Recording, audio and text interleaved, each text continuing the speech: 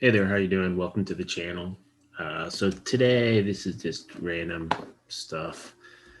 I'm just building this stairway. So what I'm doing over here, so I'm actually just I think I'm just playing games for this little video here.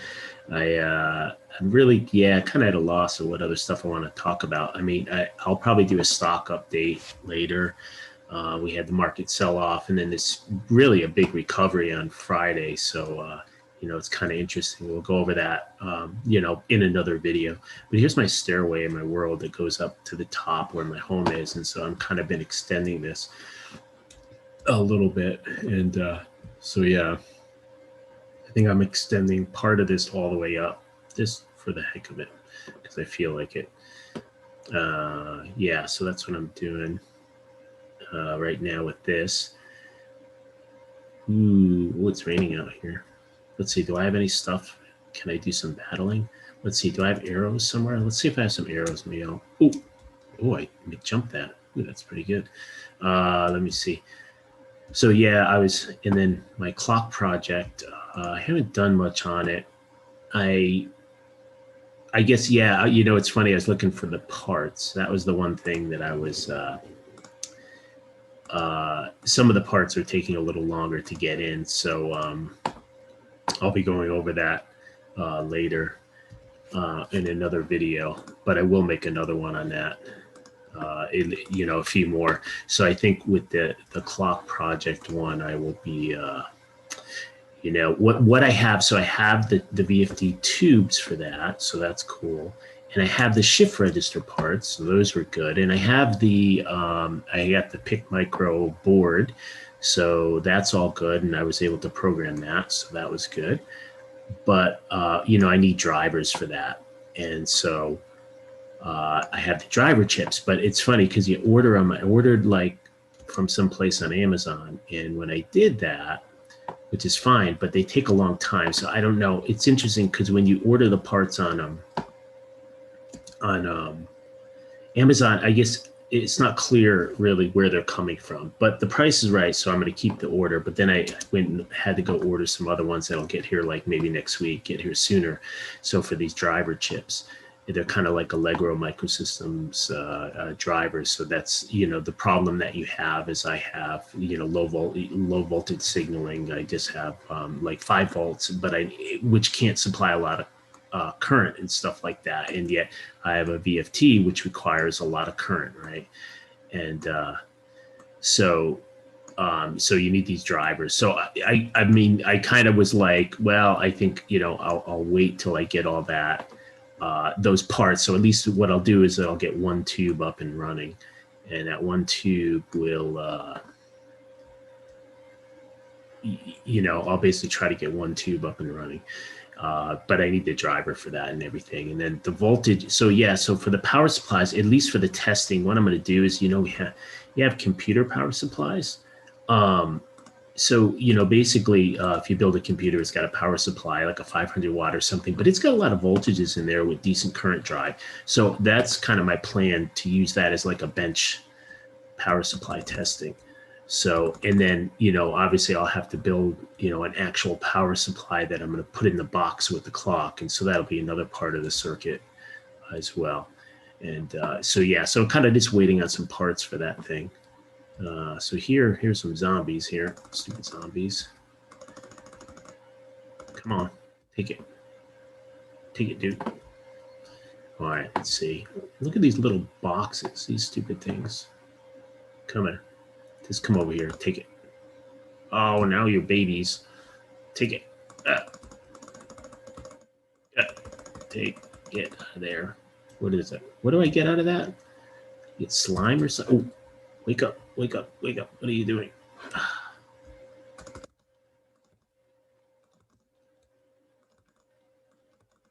All right. Take that. I am the master of all that I survey. Whoa. I'm dying. Okay, what am I doing wrong? Probably everything. Let's see. So here we are. Okay, we're collecting stuff. Yeah, I don't need that eye. I don't know what to do with that thing. Gosh, it's really gloomy night. Very gloomy out. Flash, get rid of that. So let's see what else there is. Go take target practice. Yeah, I got to be careful because I don't want to, I don't really want to have like all those creepers that were over there. They could really have done a lot of damage to my building, so I don't really want to be in that situation. Let's see. Do I have food? Oh, I don't have food. Oh, I have to get some food. Let's see what's here. Did I get rid of that witch or did he disappear? Oh, no. There's a creeper. Okay, I need some food. I need a place for food. Okay, take that, creeper. Come on. Take it. Come on. That's it. Give me some gunpowder. Gunpowder, stupid thing.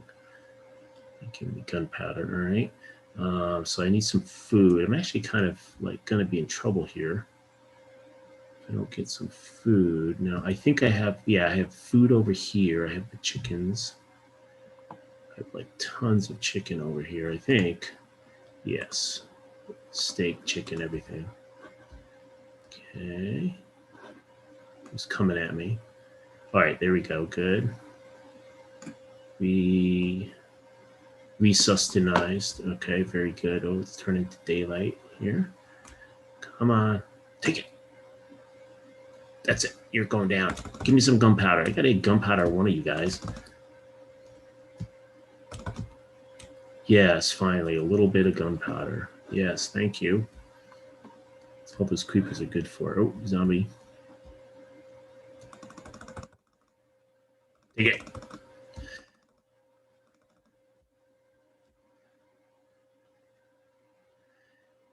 Yeah, so in the stock market stuff was really interesting week because we really, the thing, the thing to understand with that is that we will, the markets will top at some point. I mean, they have to. They just can't keep going up. In one of those videos I had, I kind of tried to explain, how it takes more and more money, and so you might want to watch that one because the problem is it's like you can't predict it, right? So like if certain like people have tried to like short stuff, like Tesla has been one of these ones that people have tried to short that thing for years, and it's like it's so overvalued, and sure, it's overvalued, but the problem is the market can stay irrational for longer than you can stay solvent. I mean, you just can't fight it like that. But just because, the important thing as well to understand is just because, we're in this situation where, well, yes, the market is just not going down, right? It's not going down. And just because we're in that situation doesn't mean that it's not going to go down. At some point, it's going to have to correct. It just can't do it this long. Now, I think that's the thing. I guess the stimulus is going to come in, and because that money, like I guess I need to watch the Meet Kevin guy and see where all the money's going to come in. Because I tell you, just with this stimulus, whatever they're giving out, a big chunk of that, just like before with some of the other stimulus checks. I mean, some of that went into the market. So it's going to be interesting to see. I think that, we're probably going to have a bunch of it go into the market. So that will definitely put a floor under it. So I guess it's the timing. So, I mean, that's kind of like, I'll discuss it in my other video, but it seemed like, maybe that was kind of a place to buy on Friday. Because it had a huge reversal. But I mean, it's really amazing. I think that, the Fed can only do so much. And this seems to be lost on this generation, this generation of people just, they of traders and stuff and market participants, they seem to, they're just, and I get it, because if you're like a Meet Kevin, if you're his age, like you don't understand. You don't understand that, like, well, things get out of control and the Fed can't bail everyone out. I mean, the Fed can't bail everyone out of positions, and like the reality is all these people believe that, yes, they can bail them out. Like, well, no, you don't understand. They can't, and they won't. The history is very clear. They never bail everyone out. I mean, this is, of course, one of those major things where it's like, well, it pays to be politically connected, right? Because the more, that's like where like a Goldman Sachs comes in, or a JP Morgan. The key for those guys in their business is that they're so politically connected, right? Because that means when they get in trouble, whoops, they get the bailout, right? So they get to survive another day. And that's what it becomes. I mean, it's interesting if you ever watch that movie Margin Call. It's a good movie. I like it. And but it's a case where they these guys are this company, and it's some big financial company that's doing a lot of trading. And so they're trading in these more esoteric kind of products, and it involves basically buying and selling. So basically what they're doing is they're buying stuff, mortgage related type of securities, and what they're doing is they're packaging them up into products that they then sell, and they make a boatload of profit on it. And then the problem is, this is, at least it is a fictional movie, but it's portrayed that, like, well, now the market's changing, and the stuff that they're buying and they need to sit on for a while, it's like, oops, it's potentially going down in value very fast. And of course, this makes them very illiquid. And what's interesting in there, they have what they call the fire sale. They basically realize, like, and the managers decide, look, we're going to sell all this junk. It's all junk. We're selling it. And, and of course, the one guy, who's the manager of all the traders is like, no, you can't do that. Don't you understand? Like, and it's really interesting, the bargaining they have in that movie. And it kind of shows how all these Wall Street firms, they're connected. They're all talking to each other, and they're all trading and making money with each other. And those relationships are a critical thing, because basically, like, you can't make money on Wall Street, if you're these guys, if you're not connected, because you basically just have to trade with people, and you're trading off each other, and you're selling them something you think is crap, and they're buying something that they think you're stupid and you don't realize is worth a lot. I mean, it's sort of what it is. And they're all just, pros. So it's what it is. But what was the point of that whole discussion? So the point is, they basically realize at a certain point that they were like, okay, look, we're just going to throw the whole business in the garbage. And they basically do. And and it's funny, because it also shows that people have a short memory. Companies have a short memory. So even if it's like a year that they're like, look, we're not doing business with you because you sold us this crap that we then had to go write off, and you knew it was crap. And it's like, no one's going to bail them out, right? Even the Fed isn't going to bail them out. You have to be really connected. It was like when in the financial crisis came around, like some of the worst cases were, Goldman Sachs. Because remember, the guy that was the head of Treasury at that time was, what's his name, who was a former Goldman Sachs guy. And why was he there? I mean, he literally might have been there. He might have got put there because Goldman Sachs is like, look, we know this is all going to go bad. The financial crisis is coming. We know it's coming. And, we're going to need a bailout. And sure enough, they got more than just bailouts. They got $13 billion for a bet that, AIG couldn't pay off because AIG went bankrupt. And, so the point is, in that time, they let Lehman go and they let Barron go. And the Fed did not stop that from happening. They will not bail out everyone, and they really can't. And then the question is, well, who are they going to bail out, and how, and what are they going to do? And see, so, it's really funny, because you see at this point, like some of the stuff that happened with Powell, you kind of like, well, what is his deal? Why didn't he come out and just say a bunch of stuff that would have reassured the market when the rates were spiking, and he didn't? And then the question is, well, why didn't he? And it's hard to say, but the thing is, they will be overwhelmed too. That's kind of the thing. It's like, okay, so getting to a big picture with it, what am I really trying to say? I'm just saying, look, basically you have all these people, these traders out here, the Meat Kevins of the world, that are like, look, the Fed, it will fix all the problems.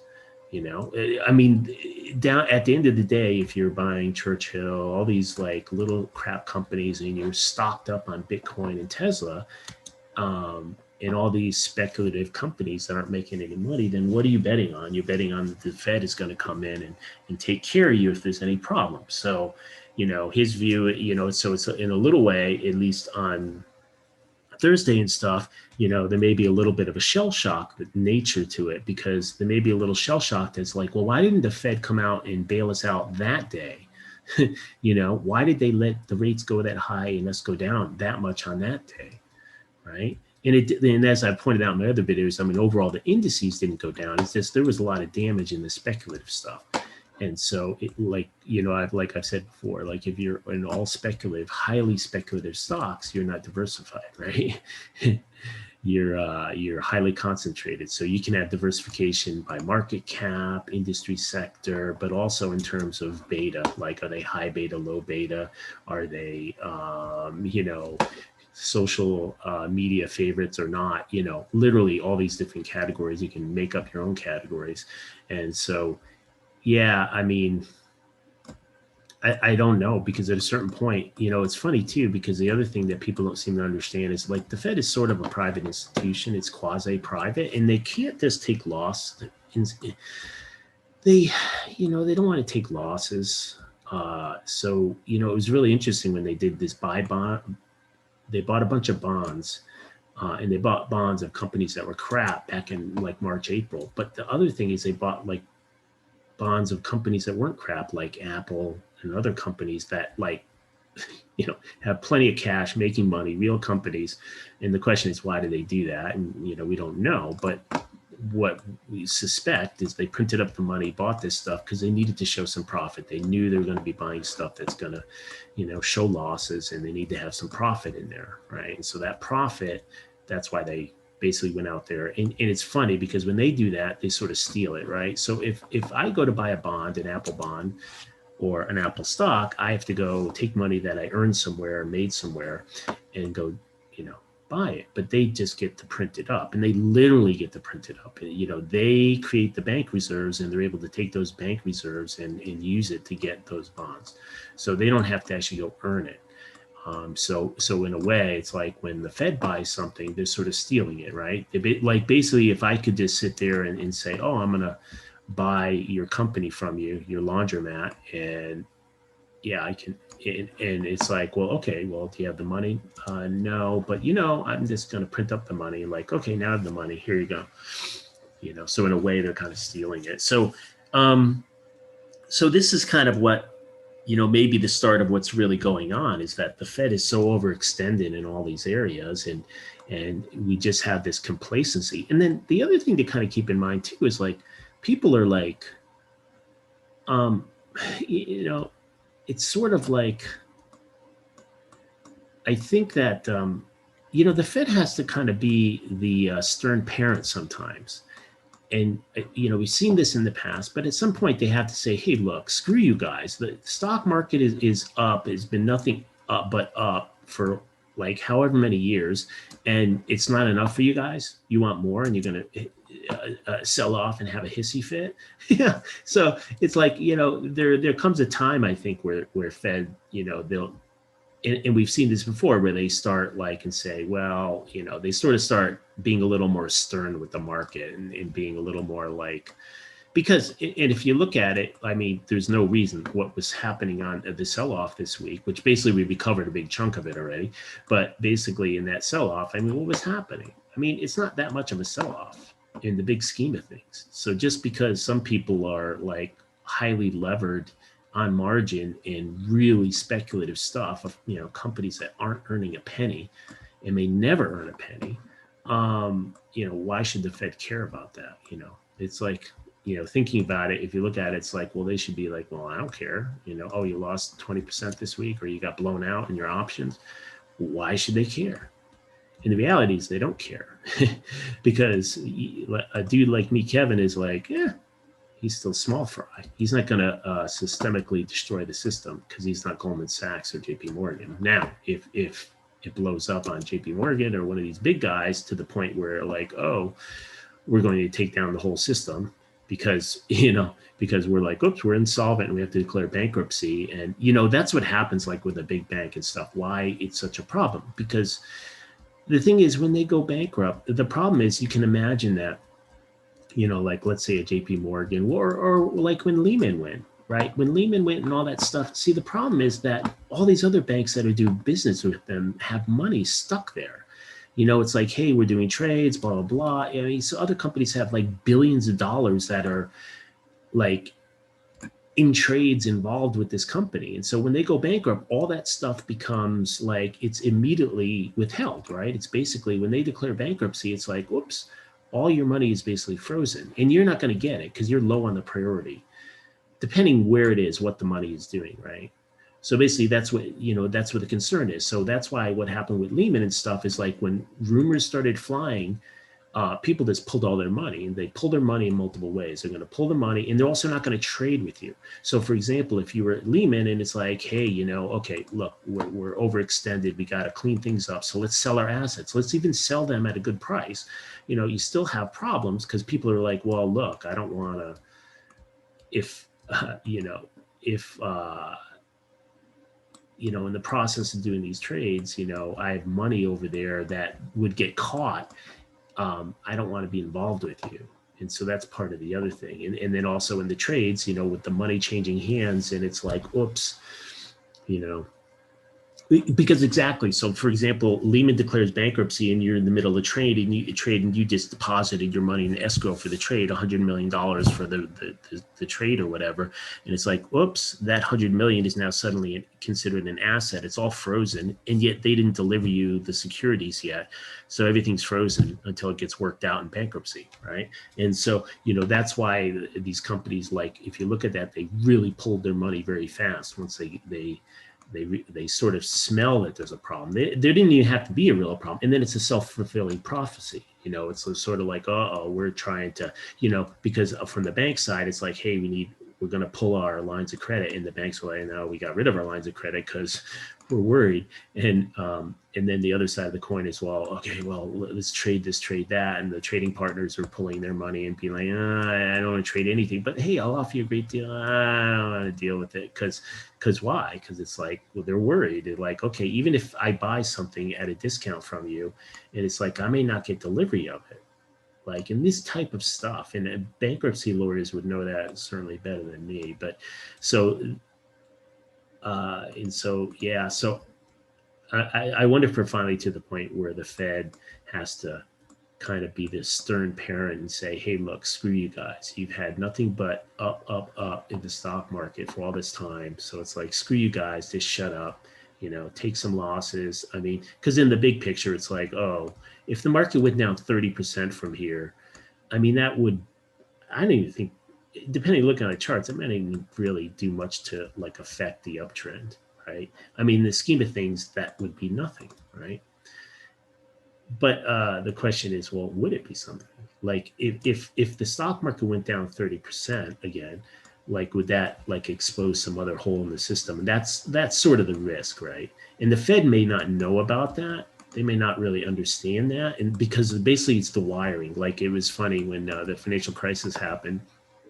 And, it was really interesting. The market was going down, like large gap down and going down. And what was interesting about it, and this is like in the 08, 09. And what was interesting is like, I remember these articles and they were, and you would see it, you'd see like all of a sudden, like, why is this one stock up like 10% today? And this is when 10% was a big move. I know you Robin Hooders and your 50, 100% moves. I mean, whatever. But 10% was like a huge move. So the whole market's down 5%, and there's like a handful of stocks that are up 10%. And, and it's like they try to like understand, like, why is that happening? And basically the way you can look at it, it's the wiring of the market. So basically people were doing trades where you're long short, right? So basically if they're like, people were doing trades and basically in the position, look, I'm going to close the trade. I need to close the trade. Part of the trade is they were short these stocks, right? So some of these stocks had to be bought back. And so they were forced up, whereas other positions were like, look, need to be closed and sold. And you could look at, there's some good books on quantitative trading, and you could, it's hard. It's not really easy, but the point is, like, you can take one or more stock positions and create kind of a composite. So for example, I think it's like co-stationary, and you could take a stock. So let's say if I bought a stock in one stock A, and then I sold stock B short. And if I had did this historical study and looked at it and said, if I do that, and it could be varying amounts, let's say it was equal amounts of shares for simplicity's sake, and you're like, this over time is normally 1.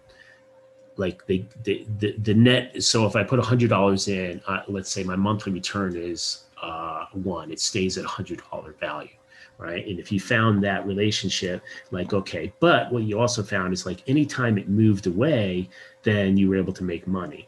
And so like, so in other words, like the market becomes, it doesn't become like, oh, simply buying or selling a stock. It becomes like, look, you created a composite stock by buying and shorting a group of other stocks.